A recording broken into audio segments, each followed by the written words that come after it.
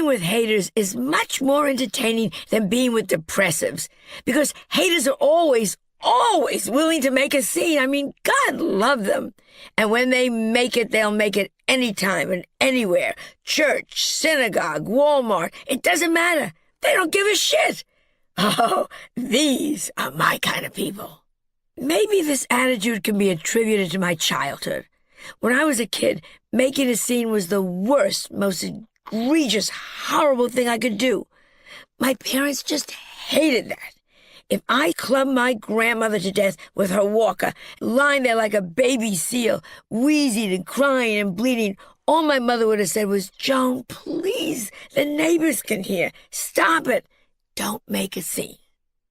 Watching a guest make a scene at a party is more fun than watching a blind man at a mime show.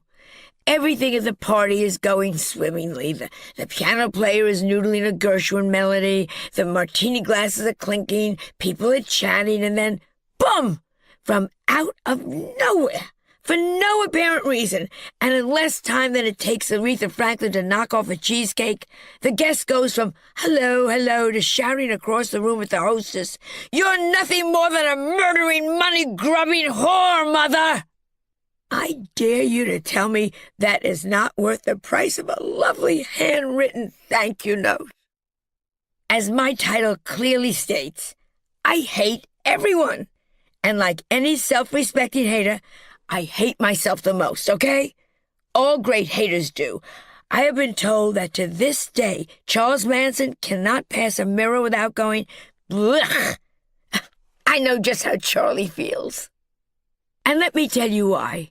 It all goes back to my childhood. I was not, how can we put this? I was not a pretty girl, okay? You know how some people comment on a person's appearance by saying things like, she looks just like her father? Well, I actually did look just like my father. Mustache, man boobs, big thighs, hunched shoulders, sideburns. All I needed was an enlarged prostate, and you know something? You wouldn't have been able to tell us apart. Right from the get-go, my parents did not like me, okay? When I was born, my mother asked, "Will she live?" And the doctor said, "Only if you take your foot off her throat." I mean, they didn't like me. I was the only baby in the maternity ward who had to take a bus home, okay? My earliest childhood memory was watching my parents loosen the wheels on my stroller. For school lunch, they'd make me a peanut butter and strychnine sandwich. Instead of a library card, I had to carry a DNR warning. In 7th grade, I had one bad hair day, and my mother went directly to court to fight for my right to die. My parents used to give me this advice, like, go, take candy from that stranger. Ask the guy in the raincoat if he owns a van. When I was a tween, which is just a teen who hasn't given a blowjob yet, I was fat. I don't mean fat, I mean fat. In spite of dieting and gagging and purging and drinking Ipecac for lunch, I was a chubby kid. But rather than get angry or depressed, I lived in a constant state of denial. I thought that being the only girl on the sumo team simply meant I was ahead of my time. In the hallway in our house, my parents had this huge mirror, and every time I walked by it, I thought, where'd those fuckers get the money to buy a Rubens, huh?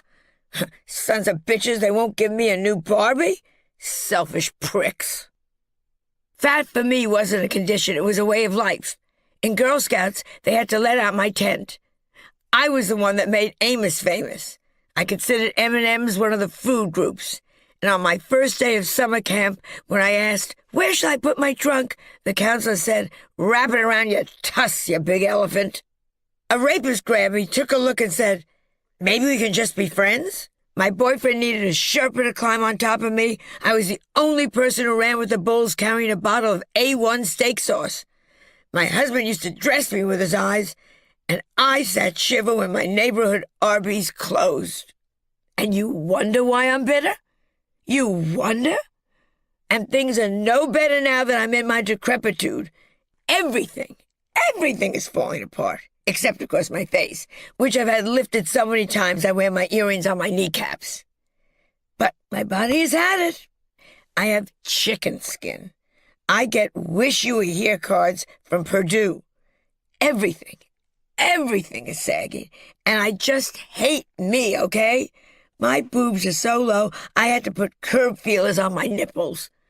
Getting old sucks. Everything is confusing. Sometimes late at night I wake up with this hot, moist feeling, and I'm not sure if I'm having an orgasm or a stroke.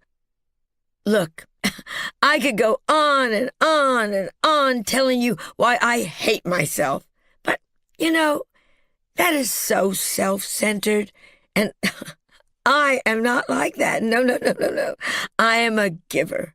So I'd rather branch out and start giving it to everyone else, okay? Forget the list at the top of the chapter.